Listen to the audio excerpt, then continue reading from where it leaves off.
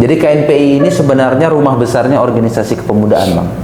Oke. Ya, jadi KNPI itu adalah wadah berhimpunnya OKP, Organisasi Kemasyarakatan Pemuda. Tapi dalam konteks memilih ketua, aklamasi itu dimungkinkan.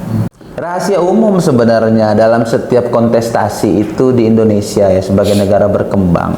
Kerap kali pemilihan itu diwarnai dengan transaksional.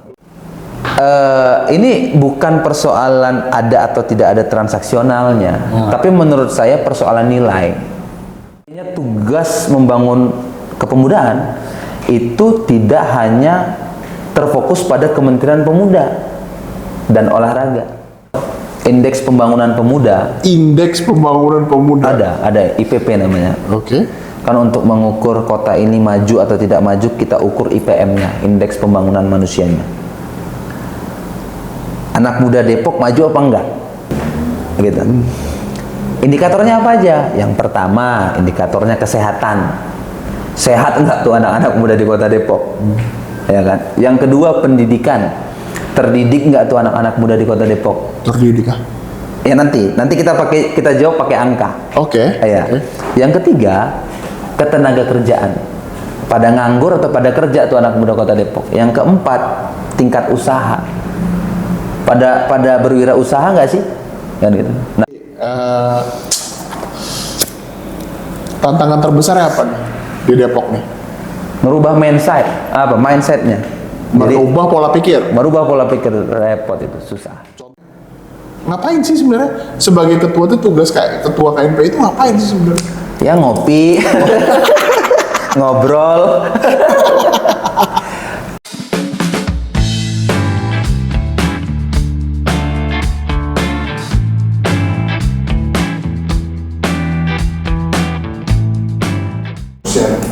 Selamat malam rekan-rekan dari Gede Kreatif.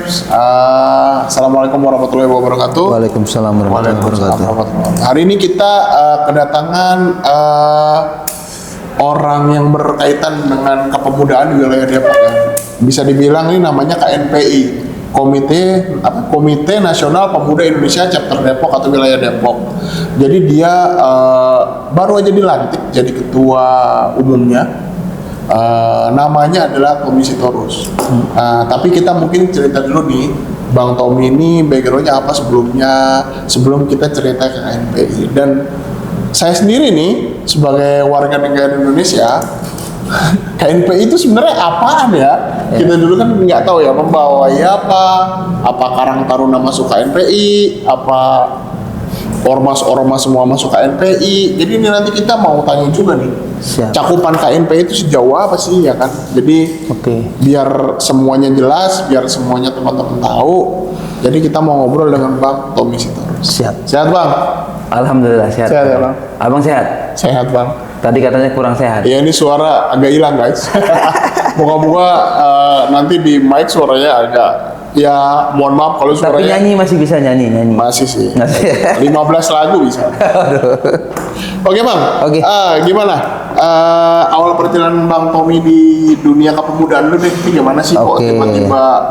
Nggak mungkin dong tiba-tiba dia di KNPI. Siap, betul. Pasti ada di SD dulu, SMP dulu, SMP. Oh kejauhan. Siap. Terlalu jauh. Terlalu jauh. Kayak gimana tuh Bang? Jadi sebenarnya tadi kalau dilantik belum. Oh dilantik belum? Dilantik belum. Jadi proses saat ini kita sedang melakukan pengajuan SK ke DPD KNPI Provinsi Jawa Barat. Oh? Tapi kemarin sudah terpilih. Oh sudah terpilih. Secara aklamasi ketika pelaksanaan musyawarah daerah KNPI Kota Depok yang ke-10 atau udah ke-10 kali Bang. 10 kali ganti. 10 kali ganti ketua artinya. Gitu. Nah ini penting juga kita sosialisasikan kepada masyarakat tentang apa itu KNPI sebenarnya. Kok udah 10 kali ganti ketua, tapi perannya belum berasa di masyarakat. Itu penting kan menjadi otokritik KNPI. Jadi kalau dilantik belum, tapi terpilih sudah. Nah saat ini sedang proses pengajuan dan mudah-mudahan akan segera dilantik oleh teman-teman KNPI Provinsi Jawa Barat. Kalau berbicara perjalanan di dunia kepemudaan, jadi KNPI ini sebenarnya rumah besarnya organisasi kepemudaan, Bang. Oke. Ya, jadi KNPI itu adalah wadah berhimpunnya OKP, Organisasi Kemasyarakatan Pemuda. Mulai dari OKP kemahasiswaan, katakan kayak HMI, Himpunan Mahasiswa Islam, PMII, Ikatan Mahasiswa Muhammadiyah, terus ada kelompok Gerakan Pemuda Islam, GP Ansor, kemudian Pemuda Muhammadiyah, Pemuda Muslimin, dan lain sebagainya. Jadi di KNPI Kota Depok itu ada 92 organisasi kepemudaan. Saya berasal dari salah satu di antaranya, yaitu Himpunan Mahasiswa Islam. Oh, HMI. HMI cabang Depok. Jadi tahun 2018-2020 saya menjadi pengurus HMI cabang Depok, posisinya di sekretaris umum. Jadi kalau berbicara mengenai perjalanan dunia kepemudaan khususnya yang ada di KNPI, saya berasal dari rahim organisasi kepemudaan, yaitu Himpunan Mahasiswa Islam. Nah, ya di HMI ini biasa kalau misalkan kita habis dari jadi pengurus cabang masuk ke KNPI. Tapi pada waktu itu 2018 berbarengan saya jadi pengurus cabang sekaligus jadi pengurus KNPI Kota Depok juga. Oke. Jadi jadi pengurus KNPI Depok sudah sejak 2018, Bang. Sekarang 2025 berarti sudah 7 tahun ya. Gitu. Ini periode ketiga saya jadi pengurus KNPI dan terpilih sebagai ketua. Kalau sebelumnya 2018 wakil sekretaris, 2022 2025 sebagai wakil ketua, sekarang baru sebagai ketua. Itu singkatnya lah perjalanan kita di kepemudaan. Nah, kalau di HMI ya saya ikut jenjang training mulai dari basic training LK1, terus intermediate training LK2 dulu di HMI cabang Padang. Kuliah di mana sih? Kuliah di Jakarta. Oke. Kuliah di Jakarta, tapi di Kuliahnya di mana kuliahnya? Kuliah di Institut Bisnis Informatika Kosgoro. Di Lenteng Agung. Oke. Sekarang lagi ngambil S2 di Universitas Nasional. UNAS. Ya, jadi kalau di HMI itu training itu kita bisa kemana-mana, Bang. Oke. Contoh saya HMI cabang Depok, trainingnya sempat di Padang selama 14 hari. Terus sempat lagi ikut kegiatan namanya di HMI itu senior course, kursus senior. Jadi kalau lulus dari situ jadi instruktur perkaderan di HMI cabang Bandung gitu. Jadi perkaderan kita bisa ikut dimanapun gitu. Tapi tetap balik ke cabang, tetap mengabdi ke cabang asal. Saya cabangnya Depok ya tetap mengabdi ke cabang Depok. Jadi kalau di HMI jadi pengurus cabang, jadi instruktur perkaderan setiap minggu. Setiap minggu itu kan kalau kita punya 22 komisariat. Satu minggu sekali itu salah satu komisariat pasti ada yang latihan kader 1. Jadi kalau latihan kader 1 3 hari, mulai hari Jumat, Sabtu, Minggu, ya kita jadi instruktur di situ. Oke. Itu sejak 2019 sampai 2022. Widih. Gitu. Capek, Bang. Jadi itulah perjalanan singkat kalau di organisasi kepemudaan ya. Terus si KNPI sendiri ini apa sih yang dibawahi? Selain HMI lah. Ada 92 OKP ya. 92 OKP. 92 OKP ya. Yang paling gede deh, 10 yang paling gede aja di Depok. 10 yang paling gede itu mungkin salah satunya badan gerakan kepemudaannya NU kayak Ansor. Oh, Ansor, JP Ansor masuk ke sini. Masuk. Oh, Terus oke. gerak sayap pemudanya Muhammadiyah, pemuda Muhammadiyah. Oke. Kemudian Himpunan Mahasiswa Islam tentunya juga ada. Gerakan Mahasiswa Nasionalis Indonesia, Sapma Pemuda Pancasila. Oh, Pemuda Pancasila. Iya. Pemuda Pancasila aja sayapnya ada 4 jadi peserta di KNPI. NU itu kalau nggak salah ada 4, mulai IPNU, Ikatan Pelajar NU, IPPNU, Perempuan NU, Ikatan Mahasiswa Muhammadiyah, dan 92 lainnya. Wow. Pemuda Pancamarga, Oh. GMF KPPI. Wow. Iya. Abang kenal semua tuh? Alhamdulillah hampir semua. Ini kalau tayang yang nonton kurang dari 2000, awas ya Bang. Meskipun nggak semua suka sama kita ya. Itu nomor 2. Nomor Itu dua. nomor 2. Terus abang sendiri ke mereka nih apa nih kaitannya? Coaching kah? Atau apa namanya? Ngapain sih sebenarnya sebagai ketua itu tugas kayak ketua KNPI itu ngapain sih sebenarnya? Ya ngopi, ngobrol. Jadi gini, KNPI ini kan sebenarnya dibentuk di zaman Orde Baru. Ya. Zamannya Pak Harto dulu. Ya. Jadi karena begitu banyaknya organisasi kepemudaan, pemerintah bingung gimana caranya menyeragamkannya gitu. Sehingga kalau diinformasikan A semua A, B semua B. Jadi dibentuklah Komite Nasional Pemuda Indonesia. Jadi kayak konsorsiumnya organisasi kepemudaan, Bang. Oke. Ya, jadi kalau misalkan dia sudah selesai di organisasi kepemudaan masing-masing, fase selanjutnya adalah di KNPI, gitu. Nah di KNPI ini poinnya dia adalah organisasi sebagai rumah besarnya organisasi kepemudaan. Jadi rumah besarnya anak muda. Nah tugasnya apa? Tugasnya adalah mengorkestrasi seluruh potensi kepemudaan yang ada. Bukan demo, bukan? Salah satunya itu kan potensi kepemudaan kan gitu. Karena kita pun berasal dari demonstran juga gitu. Baru mau ngomong. Karena bahaya, ini lagi musim kemarin, Bang. Oh, tapi Depok siaga 1, kita aman, kondusif. Kan gitu. Batal, Bang. Batal. Kalau kenapa batal, tonton aja videonya, udah ada kemarin. Teman abang kan Ya, kemarin. koordinator aksinya udah kami undang, tonton aja di video sebelumnya, ya kan? Iya. Jadi,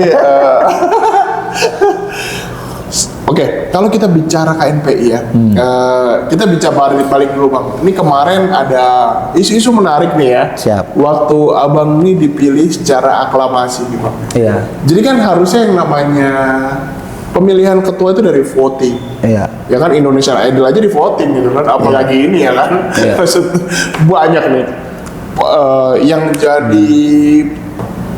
yang jadi orang yang mau mimpin KNPI ini kan nggak abang doang kan, banyak kandidat lain gitu. Jadi kemarin itu dipilih secara aklamasi Bang, bukan via voting. Coba nih Bang jelasin dulu karena ada gejolak-gejolak asmara kayak gitu. Gejolak asmara, siap. Gejolak-gejolak sedikit lah, riuh-riuh dikit kayaknya. Iya. Sama ada beberapa hal yang kaitannya dengan bahasa abang itu non transaksional. Oke. Nah, jadi kenapa sih kok ada kata-kata dari abang kayak gitu? Udah nggak di voting, di aklamasi, ada bahasa non transaksional. Iya. Tuh bahasanya tuh bahaya itu Bang. Nggak Ngeri-ngeri sedap ya. Kita memang suka main-main di TV-TV jurang dikit. Yang mana itu maksudnya Bang? Jadi metode pemilihan ketua KNPI ini kan sebenarnya satu metode voting. Voting. Iya.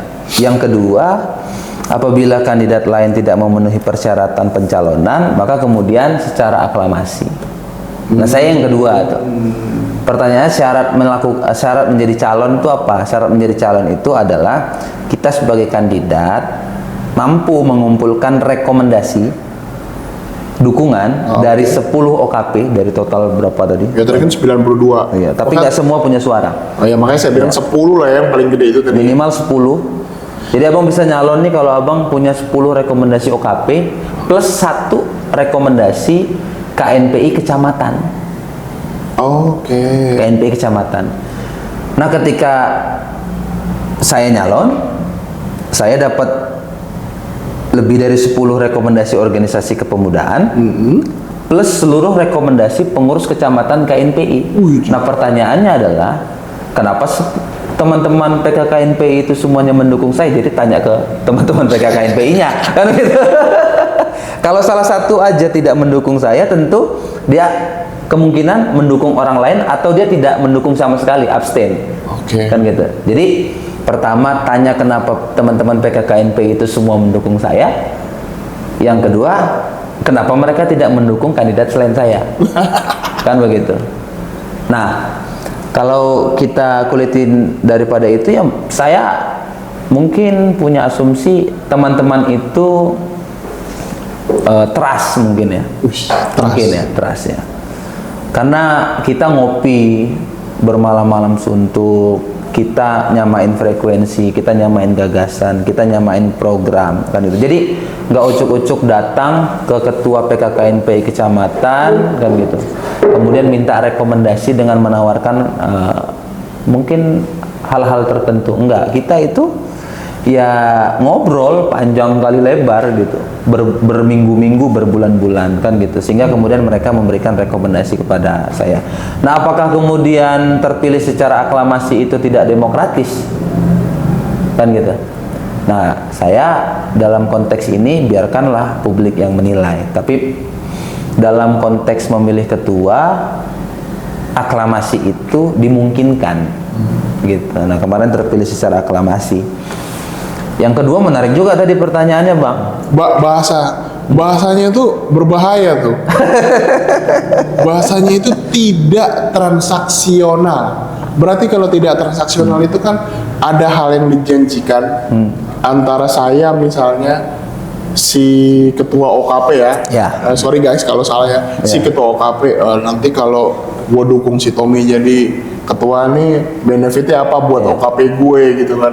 Itu bahasanya tuh agak kok ada berapa misalkan gitu. Nah, ini kan langsung menimbulkan menimbulkan potensi otak jadi traveling gitu. Agak korslet dikit. Gimana? Jadi rahasia umum sebenarnya dalam setiap kontestasi itu di Indonesia ya, sebagai negara berkembang, kerap kali pemilihan itu diwarnai dengan transaksional. Contoh pileg, pemilihan legislatif. Ya, satu suara berapa? 50.000, 100.000. Abang yang ngomong saya lo ya. Dan itu kan temuannya ada. Ya, temuannya kan ada. Bisa dicek di Bawaslu, bisa dicek di KPU, kan gitu. Bisa dicek di putusan DKPP, Dewan Kehormatan Penyelenggara Pemilu. Apakah ada anggota DPRD yang dipecat atau tidak jadi dilantik karena transaksional? Ada. Jadi ini rahasia umum. Nah, pertanyaannya, sampai pemilihan RT aja kadang-kadang, Bang, transaksional. Ya, ada nggak beritanya? Ada. Jadi ini bukan sesuatu yang tabu sebenarnya, termasuk di KNPI. Apakah kemudian dalam pemilihan ada transaksional? Misalkan OKPA kalau dukung saya dapat sekian rupiah, OKPB kalau dukung saya dapat sekian kerjaan, proyek-proyek dan lain sebagainya, kan gitu. Nah, ketika saya meminta rekomendasi kepada teman-teman pengurus kecamatan dan OKP, kita tidak sama sekali memberikan mereka pundi-pundi rupiah untuk memberikan rekomendasi kepada kita, gitu. Malah kita dibayarin ngopi, Bang. Iya. Ya, ente sendiri coba ente 50 orang.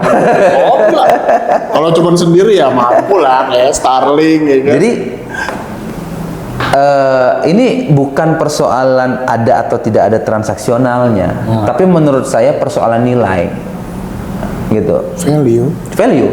Karena gini, tidak mungkin kita menghasilkan pemimpin yang baik apabila dalam prosesnya itu tidak baik. Kalau kita milih pemimpin aja kita dibayar 200.000 per suara gitu, terus kita mengharapkan dia baik gitu, ya artinya kan nggak fair juga. Sama kayak misalkan masyarakat Indonesia katakan kemudian dia udah stroke sama kandidat A, punya visi dan lain sebagainya, hanya karena dia tidak memberikan uang cendol, ibaratnya tuh di akhir dia beralih kepada orang yang tidak punya visi, tidak punya misi, tidak punya pemahaman, tidak punya kapasitas kapabilitas, hanya karena 50.000 uang cendol dipilih. Kan gitu. Nah, ini bicara value. Kalau Indonesia mau keluar dari segudang permasalahannya, saya pikir kita semua harus berbenah, gitu. Bukan hanya OKP yang hari ini di KNPI itu tidak, indikator memilih orang bukan karena duit gitu. Tapi secara keseluruhan dalam setiap kontestasi apapun, dalam pileg, dalam pilkada, kan gitu. Masa abang nggak tahu? Abang tahu dong. Ya dengar dikit sih. Dengar dikit, jangan-jangan udah ngerasain. Belum. Nanti kalau saya jadi pileg, saya udah kenal abang duluan mau. Terus bang, pada komplain nggak tuh orang-orang itu semua? Komplain dong. Komplain dong. Nggak dapet duit nih kan gitu. Iya, bukan. Komplain. Pada si aklamasi nih orang itu kan. Ya kan tuh. Jadi gini, klasifikasinya gini, ada yang sevisi. Ada OKP yang saya datang, saya dapat rekomendasi, saya dijamu dikasih kopi, kasih makan. Begitu misalkan langsung kasih jawaban, kami tidak ada transaksional. Kami memilih karena abang punya visi apa, kata dia. Ada OKP yang kadang-kadang genit juga kan gitu. Dia nunggu belum memberikan rekomendasi kepada saya karena mungkin kandidat lain akan memberikan itu kan gitu. Jadi ya tanggapannya beragam, tapi maksud saya satu aja bang. Saya pengen maju sebagai calon ketua KNPI itu ingin dikenal bukan karena isi tas gitu. Karena kita nggak ada, kita aktivis. Kita ini anak rakyat begitu. Emang kita nggak kuat di situ kan gitu. Anak abang kali. Hah? Anak abang kali.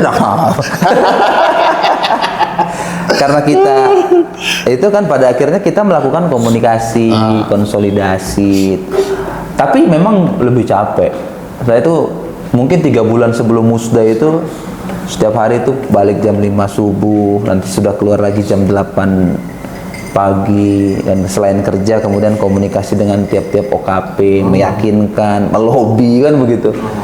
Kalau misalkan hari ini yakin, besok bisa nggak yakin tuh mereka bang, samperin lagi, ngobrol lagi, ceritakan visi lagi gitu. Abang mau kayak gitu? Enggak. Visi dan misi lu apa sih bang? Sampai gini loh, orang kan, gue lihat kan harusnya tobat ya. Lu kan dari level grassroots terendah ya, dari sekretaris, dari komisariat, komisariat. Bukan dari komisariat, dari mendirikan komisariat. Ya, dari mendirikan komisariat. Mendirikan komisariat, jadi ketua komisariat, jadi wakil sekretaris HMI cabang, wakil ketua, kemudian jadi sekretaris HMI cabang, jadi wakil sekretaris KNPI, jadi wakil ketua KNPI, baru jadi ketua KNPI. Kenapa lu betah di KNPI? Terus apa yang Anda lihat KNPI ini? Apakah duitnya banyak kah? Ya kan? Secara gambaran umum nih, apakah duitnya banyak kah? Apakah memberikan benefit yang bagus buat lu? Apa gimana nih maksudnya? Kok betah gitu dan berjenjangnya terus naik gitu? Pertama kan kita makhluk sosial, maka kita butuh bertemu dengan orang, ya kan? Tapi kalau ketemu doang ngobrol-ngobrol ngabisin waktu kan repot. Di organisasi jadi banyak diskusi, banyak baca buku, banyak berdebat, banyak cari peluang juga. Ada peluang, pasti. Gitu. Berjejaring dan lain sebagainya. Jadi kita memang senang di organisasi. Yang kedua ada visi besar sebenarnya. Apa tuh bang? Berarti ku potong langsung ya. Iya. Visi dan misi lu jadi ketua KNPI ini mau ngapain? Jadi gini, sekarang kan kita lagi mengalami namanya bonus demografi. Bang Gibran ya, Bang Gibran. Bang Gibran mana nih? Hah? Nggak kenal? Anaknya Pak Jokowi ya? Iyalah, wapres Anda, wapres kita semua. Wapres kita. Wapres kita semua. Bonus demografi itu di mana usia anak muda Indonesia jauh lebih dominan dibanding usia orang tuanya. Ya. Gitu. Artinya masa depan Indonesia ke depan, jadi puncak bonus demografi itu 2030. 5 tahun lagi nih? 5 tahun lagi. Gitu. Kita kan katanya mau Indonesia emas 2045. Bukan Indonesia cemas. Nah pertanyaannya, kalau kita tidak mengelola anak muda itu secara baik, maka Indonesia cemas. Kalau kita nggak kelola bonus demografi ini secara optimal, bukan bonus demografi, namanya bencana demografi. Karena gini, bayangin, kalau kita sukses mengelola bonus demografi, misalkan 100 orang anak muda, 100 orangnya itu jadi pengusaha, jadi sastrawan, jadi penulis keren, kan gitu. Kemudian jadi apalagi ya, profesi-profesi. Jadi podcaster mantap, kan gitu. Jadi diplomat, jadi politisi jujur, kan gitu. Jadi dosen intelektual, kan gitu. Pengangguran cuma 1, artinya ada 9 anak muda yang top, ada 1 yang keren. Tapi bayangin, ada anak muda yang pengedar narkoba, pecandu narkoba, kriminal dan lain sebagainya. Ada 9 anak muda Indonesia yang cemas tadi itu. 1 yang cuman dosen, profesor, katakan begitu. Nah, pertanyaannya 20-30 tahun yang akan datang mau jadi apa tuh negara? 90% anak mudanya cemas. Bayangin di dalam kepala ada kekisruhan macam apa yang akan terjadi. Nah hari ini kalau kita mau beranjak dari negara yang berkembang menjadi negara maju, maka bonus demografi ini harus dikelola secara benar, harus dikelola secara baik. Salah satu instrumen dalam melakukan pengelolaan bonus demografi ini adalah melalui pendekatan formal organisasi, melaksanakan kaderisasi, kan gitu, melaksanakan konsolidasi, berpolitik dengan moral, berpolitik dengan nilai, bukan dengan angka, bukan dengan rupiah, kan gitu. Ini yang paling penting kan. Kita Tapi yakin bisa tuh? ya kita punya optimisme. Karena kan, di situ. maaf nih, kalau bicara Gen Z dan milenial zaman gua lahir di tahun yang mungkin itu sama lo beda mungkin. Kalau Gen Z kan pemikirannya sekarang teori Maslow yang paling tertinggi, aktualisasi diri dia tuh penting. Iya, pengakuan ya. Validasi, Harus validasi ya. Iya kan? Validasi itu nomor satu buat dia. Iya. Ya kan, bukan proses kelihatan. Apa-apa, orang divalidasi itu kan karena karya, karena bukti. Tapi sebentar hilang. Ya, bagaimana caranya biar konsisten? Nah, ya makanya. Jadi terkait dengan visi ini, Iya. detailnya kayak apa bang visi lu tuh? Tadi kan kalau itu gambar secara umum. Itu secara umum. Kemudian Langkah konkret itu mau ngapain? Gitu, kita kerucutkan sekarang. Nah, pertanyaannya adalah bagaimana cara kita mengelola bonus demografi? Ya. Bagaimana KNPI mengelola bonus demografi? Konteksnya bukan masyarakat, bukan anak muda seluruh Indonesia ya, tapi secara khusus adalah anak muda di Kota Depok. Nah, di Kota Depok ini juga lagi bonus demografi. Oh iya. Mayoritas lebih banyak klasifikasi usianya anak muda. Nah, pendekatan formal sebenarnya negara ini sudah ingin mengatur supaya anak mudanya itu top melalui Undang-Undang 40 2009. Apa itu bang? Itu tentang undang-undang tentang kepemudaan. Mulai dari siapa yang disebut anak muda, bagaimana cara mengelola anak muda harus ngapain. Oh, ada tuh undang-undangnya? Ada undang-undangnya. Kan gitu. Baru tahu gua. Itu Undang-Undang 40 tahun 2009. Jadi usia anak muda itu 16 sampai 30 tahun. Ya, itu yang disebut sebagai anak muda. Abang kan udah lebih dari 30 tahun nih. Udah. Semangat masih muda nggak? Muda. Masih muda, berarti abang pemuda. Oke. Tapi kalau anak muda versi Undang-Undang 40 2009 itu 30 tahun maksimal. Maksimal. Iya. Anak muda versi KNPI secara aturan di KNPI maksimal sampai umur 40 tahun. Gitu. Maksimal sampai 40 tahun. Maksimal sampai 40 tahun. Kan gitu.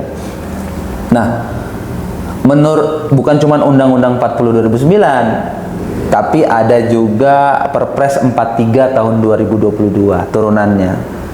Jadi bonus demografi ini menjadi genting. Di dalam Perpres itu adalah layanan lintas sektor pembangunan kepemudaan. Artinya tugas membangun kepemudaan itu tidak hanya terfokus pada Kementerian Pemuda dan Olahraga yang menterinya baru diganti kemarin, Pak Erick Thohir. Pak Erick Thohir kan, Dari Bang Dito. dari Bang Dito, senior kita bersama kan gitu, menjadi Bang Erick Thohir.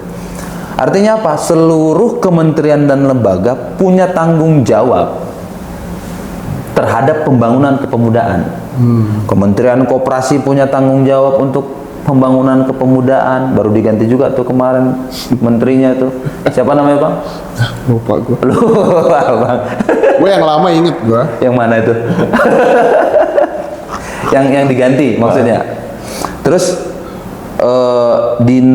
kementerian apalagi Kementerian Hukum dan HAM, bagaimana meningkatkan kapasitas hukum kepada anak muda. Jadi seluruh kementerian dan lembaga itu dalam Perpres 43 2022 punya kewajiban terhadap ngurusin pembangunan kepemudaan. Kita mau bonus demografi nih, gitu. Kita mau sukseskan bonus demografi. Itu, sorry bang, itu kan di Nasional.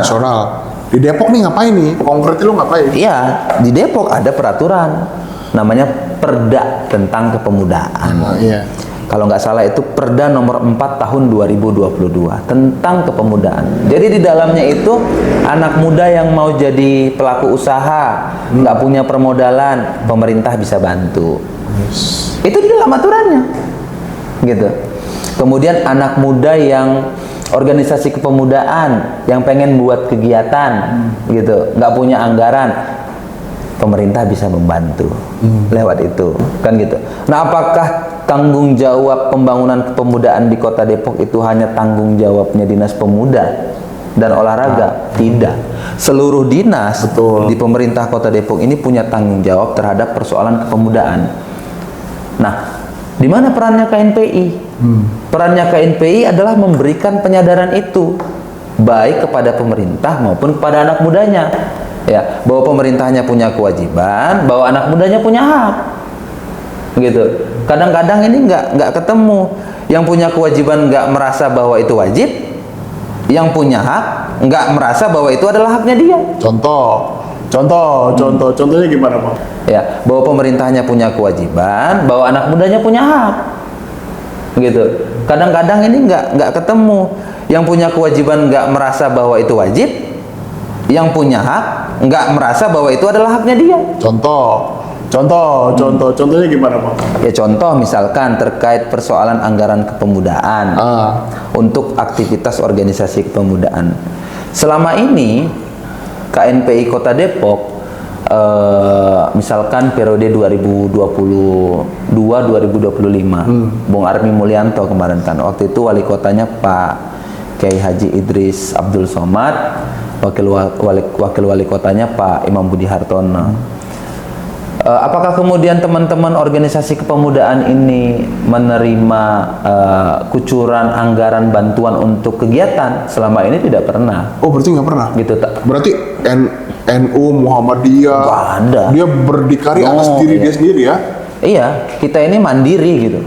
Makan sendiri, mandi sendiri gitu kan. Pasti kalau itu. Iya, tapi apakah kemudian anak muda harus mengeluh terus-menerus kalau misalkan tidak dikasih anggaran? Menurut saya juga enggak, karena kita punya kreativitas dan aktualitas yang bisa kreativitas yang bisa disalurkan untuk membiayai anggaran-anggaran kepemudaan. Tapi lagi-lagi dalam Perda Kepemudaan itu bahwa tanggung jawab pemerintah juga ikut bertanggung jawab dalam mensukseskan pembangunan kepemudaan dalam konteks memberikan bantuan terhadap penyelenggaraan kegiatan anak muda.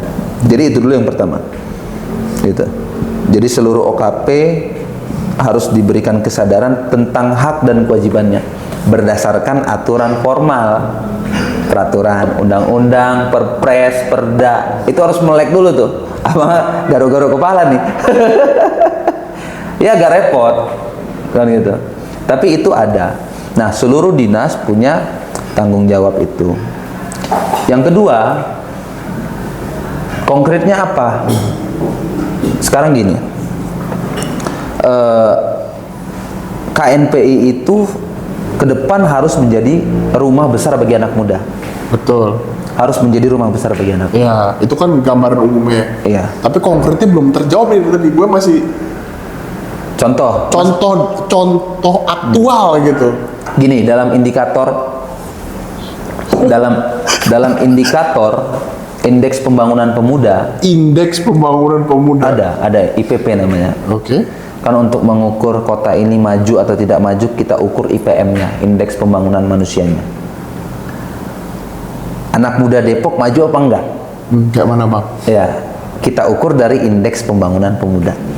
Gitu. Indikatornya apa aja? Yang pertama, indikatornya kesehatan. Sehat enggak tuh anak-anak muda di Kota Depok? Ya kan? Yang kedua, pendidikan. Terdidik enggak tuh anak-anak muda di Kota Depok? Terdidik kah? Ya nanti kita jawab pakai angka. Oke. Ya. Yang ketiga, ketenaga kerjaan. Pada nganggur atau pada kerja tuh anak muda Kota Depok. Yang keempat, tingkat usaha. Pada berwirausaha nggak sih? Kan gitu. Nah, kalau dalam data BPS mengenai pendidikan anak-anak muda di Kota Depok, lama sekolahnya itu hanya di angka 12 tahun. Hah? 12 tahun. SMA dong. SMA. Jadi kalau berbicara mayoritas anak muda di Depok tuh lulusan apa? Ya kalau secara kita lihat di atas-atas, kayaknya sarjana S1, S2, S3. Enggak, mayoritas itu SMA. Oke. Ya, itu keadaannya sekarang. gitu. Yang kedua, konteksnya ketenaga kerjaan. 14 dari 100 anak muda Kota Depok itu menganggur, gitu. Nah, ini kan masalah anak muda sebenarnya. Pertama terkait aksesibilitas mengenai persoalan pendidikan, ya. Nah, pendidikan itu kan terbagi, ada pendidikan formal, ada pendidikan informal, ada pendidikan non formal. Pendidikan formal itu ya SD, SMP, SMA, S1, S2, S3. Ke depan KNPI harus menjadi jembatan terhadap program-program beasiswa. Terhadap anak muda di Kota Depok. Kita jujur Bang, mendistribusikan beasiswa itu mungkin kami lebih dari 100 untuk beasiswa sarjana. Ya. S2 ada nggak Bang? S2 ada. Nanti kita bisa ngobrol. Iya. Dan itu kan menjadi ke depan kan akan menjadi programnya Bapak Wali Kota dan Bapak Wakil Wali Kota. Udah Kita tahu Bang? sudah kemarin ngobrol iya, sama Pak Supian Suri. Dan apa ya? Jadi pendidikan itu bagaimana kita mendistribusikan beasiswa-beasiswa. Gitu. Artinya apa? Biar tingkat sekolahnya itu, lama pendidikannya itu tidak 12 tahun. Kalau sarjana aja kan 16 tahun minimal. Iya, betul. S1 tuh. S1. Tapi apakah indikator orang maju hanya dari pendidikan formal? Enggak juga. Kalau pendidikan informalnya dari rumah tangganya, ya anak ini dibully sama bapaknya kan banyak. Ada yang dicabuli sama kakeknya. Ada Bang. Kan gitu. Dicabuli sama, atau tidak mendapatkan perhatian yang baik, kan gitu.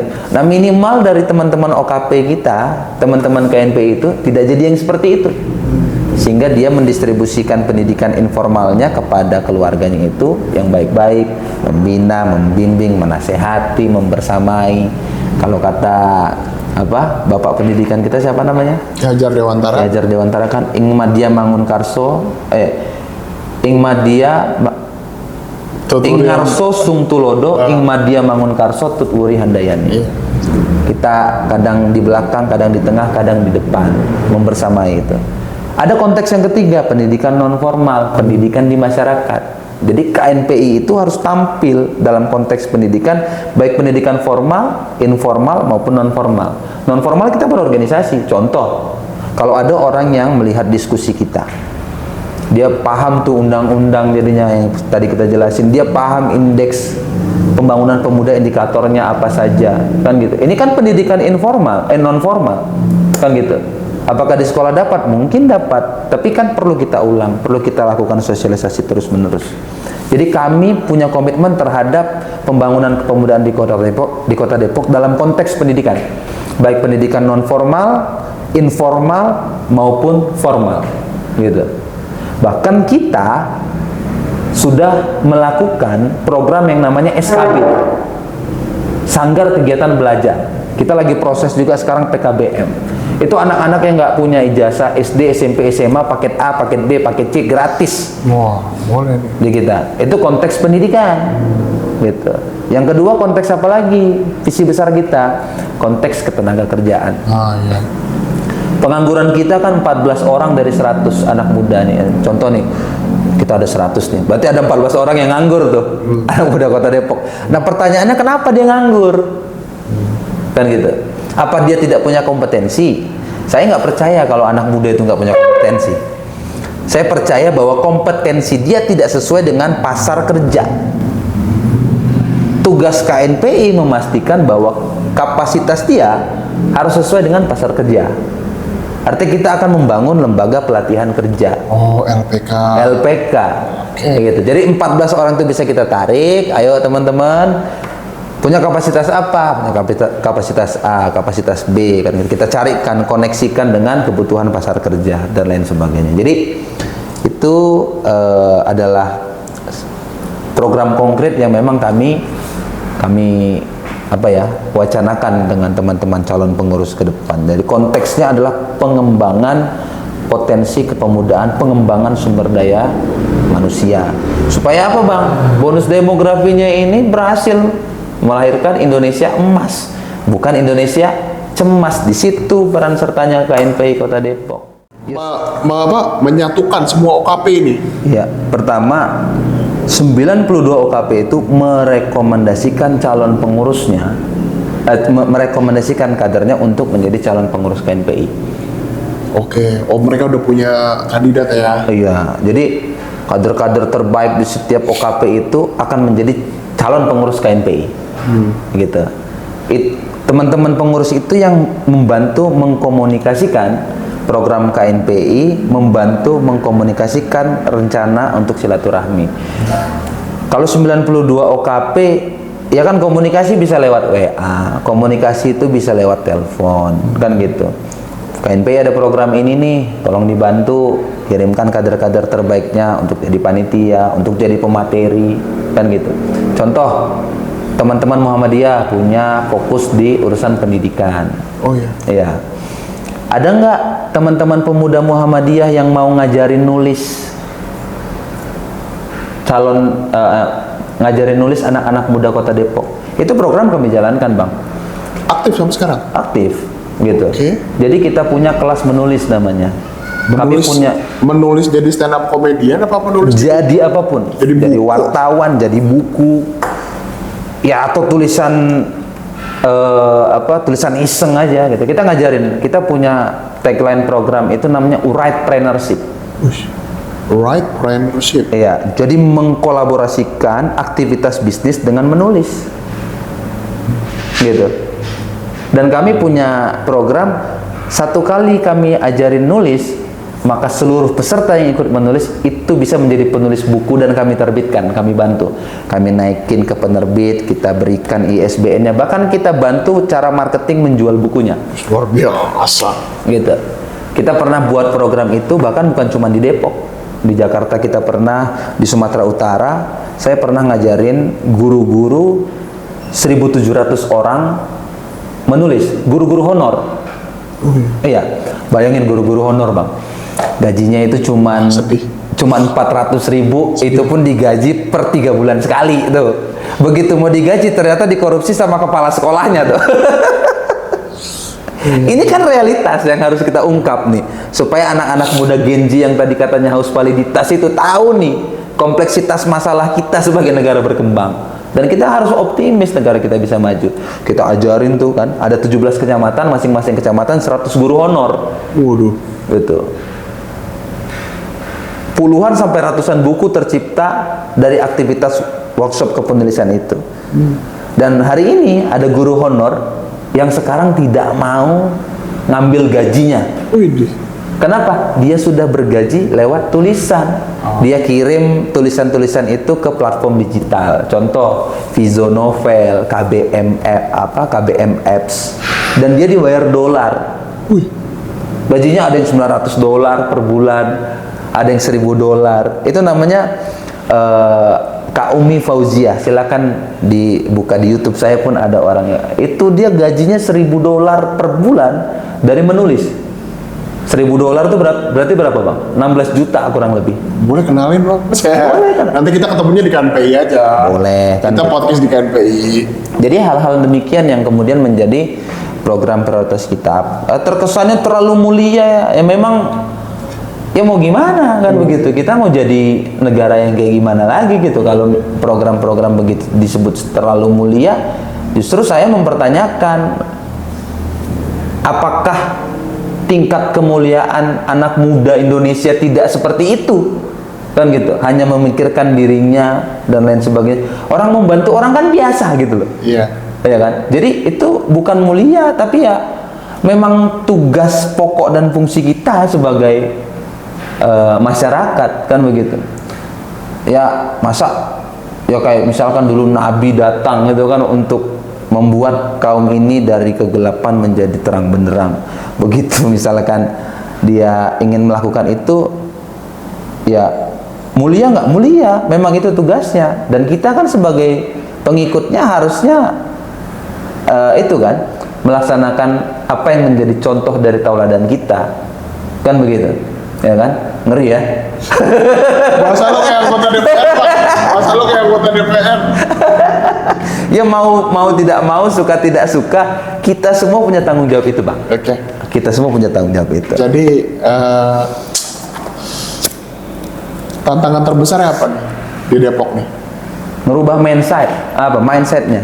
Jadi Merubah pola pikir. merubah pola pikir repot itu susah. Contohnya? Contoh gitu, misalkan dalam setiap kontestasi itu biasanya ada tadi yang abang sebut tidak transaksional dan transaksional. Balik lagi. Iya, untuk merubah ke sana tuh bang repot banget bang. Ya, abang nih coba abang bayangin abang jadi caleg. Calon anggota legislatif itu di mata masyarakat kebanyakan ya duit aja. Iyalah, Ya, bener. bener ya. Bener. Itu susah banget. Padahal kan gini, yang diharapkan dari uang itu kan cuma bisa digunakan jangka pendek gitu. Kenapa kita tidak berpikir hal yang lebih besar? Kan gitu. Bawa program apa? Selama berapa tahun tuh program bisa berjalan? Manfaatnya untuk banyak orang. Jadi ngerubah mindsetnya itu. Kan gitu. Jadi tapi kita tetap akan lakukan minimal tidak kalaupun tidak menyentuh seluruh anak muda di Kota Depok ya minimal teman-teman kita di organisasi kepemudaan, minimal teman-teman kita di pengurus KNPI Kota Depok, ya minimal di tongkrongan kita, minimal di keluarga kita kan. Kita mulai rubah bahwa setiap rumah yang isinya ada anak muda, maka di satu rumah itu ada anak muda itu dia punya tanggung jawab minimal untuk merubah mindset yang tadinya kurang gitu kan jadi optimal. Suruh jadi panitia 17 Agustusan aja susah. Iya jangan disuruh jadi panitia 17 Agustus diajak makan aja susah kadang-kadang. Lu nih diajak makan aja susah apalagi diajak kerja gitu. Makanya gue kadang suka bingung ya. Iya. Merubah mindset ya bang, terus apa lagi selain merubah mindset? Yang kedua selain merubah mindsetnya ya kesulitannya ini mengorkestrasi sekian banyak organisasi kepemudaan bang. Itu yang gue tanya. Dengan karakter, budaya, kebiasaan yang berbeda-beda.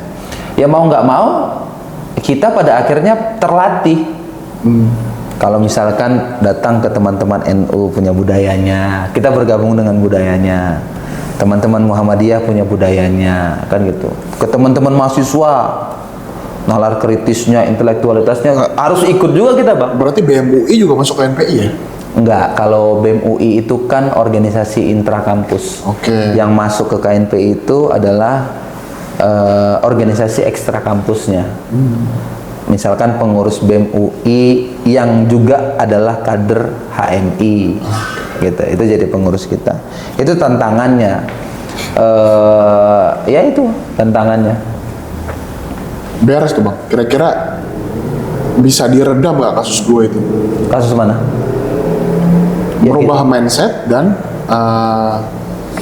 merubah pola budaya orkestrasi yang berbeda dengan visi dan misi KNPI.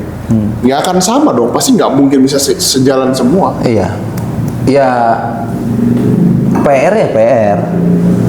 Tapi kita optimis saja, kita lakukan yang terbaik, kita lakukan semaksimal mungkin. Ya kita selama hal itu tidak melanggar ketentuan yang ada, ya kita optimis saja, kita lakukan, kita jalankan aja gitu. Terus di KNPI sendiri digaji nggak sih sebenarnya? Enggak ada digaji. Oh digaji? Enggak digaji. Emang perusahaan digaji. Oh jadi Iya. dari si Pemda Depok atau gimana nggak memberikan sokongan uang atau gimana? Paling kita diberikan bantuan terkait program-program kegiatan gitu untuk aktivasi kegiatan kita. Kalaupun ada bantuan yang berkaitan dengan keuangan, katakan hibah gitu. Kayak misalkan KNPI di Kabupaten Bogor, tebak coba bang, hibahnya berapa bang? Dalam setahun? 500 juta. Kurang. Oh, kurang banyak? Kurang banyak. Kurang banyak? Iya. Oh. Berapa? 1 miliar. Oh jauh. Oh, jauh. Iya. 2 juta. Nggak nyampe 10%-nya itu. 2 juta. Di KNPI Kabupaten Bogor, abang kalau nggak tahu, mungkin nanti boleh dicek, takutnya saya keliru. 12 miliar per tahun. KNPI Kabupaten Bogor, 12 miliar dalam setahun. Kalau Depok? Depok kita belum, Oh, gitu.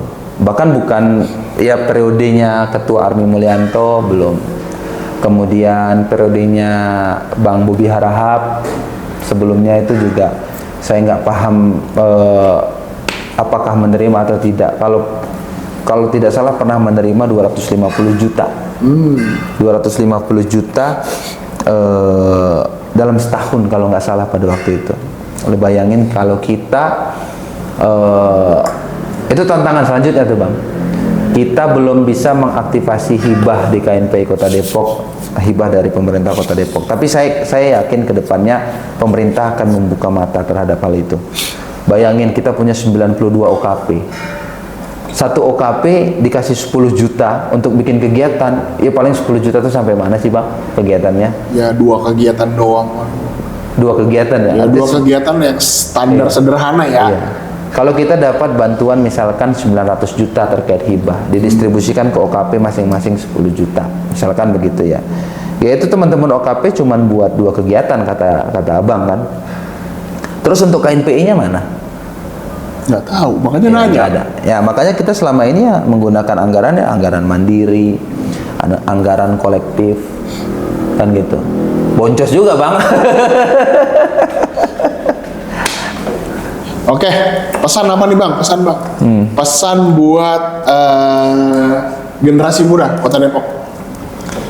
Ya pesannya sih pertama kita punya tanggung jawab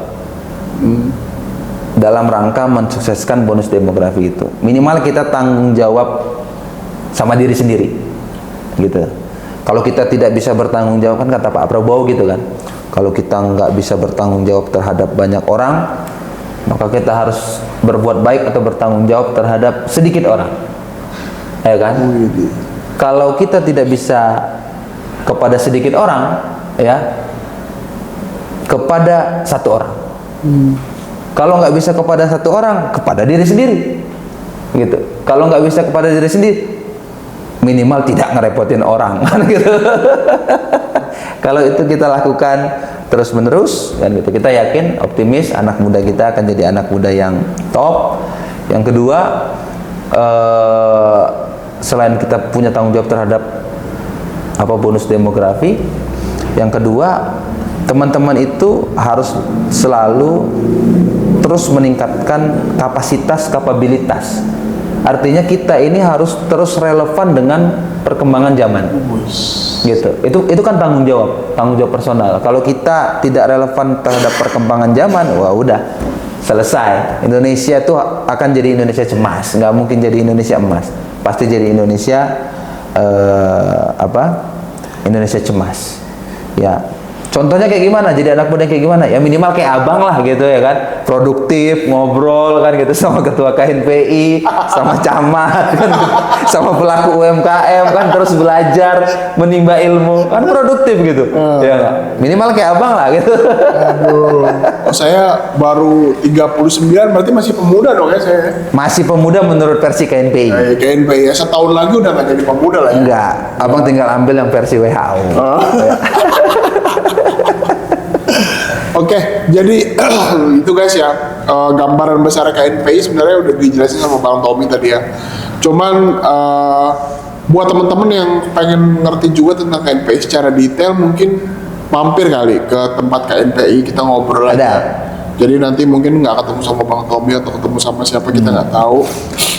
Klik aja link di bawah ini nanti. Nanti dikasih ya Bang, link untuk kenal KNPI kayak Mampir apa. ke kantor Gedung Pemuda KNPI Depok di Jalan Merdeka. Iya. Itu ada gedung 4 lantai kan gitu. Ke depan itu akan menjadi rumah besar anak muda Kota Depok, akan menjadi tempat yang mengorkestrasi seluruh potensi kepemudaan. Boleh dong kita podcast di sana Bang? Oh boleh, bila perlu nanti kita siapkan ruangan. Kan karena banyak orang-orang di sana kan banyak orang-orang kreatif dong. Banyak, kreatif parah kadang-kadang. Sampai gerakan tambahan tuh. Yang diperintahkan A, yang dilakukan C. Oke lah guys. Jadi makasih Bang buat waktunya. Selamat atas terpilihnya, walaupun belum dilantik tapi sudah terpilih. Amin. Jadi ketua KNPI. Moga-moga sesuai dengan visi dan misinya, bisa berjalan orkestrasinya walaupun dengan 92 OKP tetap bisa menyeimbangkan. Siap. Walaupun sulit ya kan, pasti ada ya ribut apa dan lain-lain, pasti lah ya komunikasi yang KNPI kalau nggak ribut kadang-kadang aneh gitu. ya. Oke, jadi kita tutup aja. Terima kasih dari saya dan Bang Tommy Udri dari Gede Kreatif dari Angkal House. Selamat malam. Selamat malam. Assalamualaikum warahmatullahi wabarakatuh.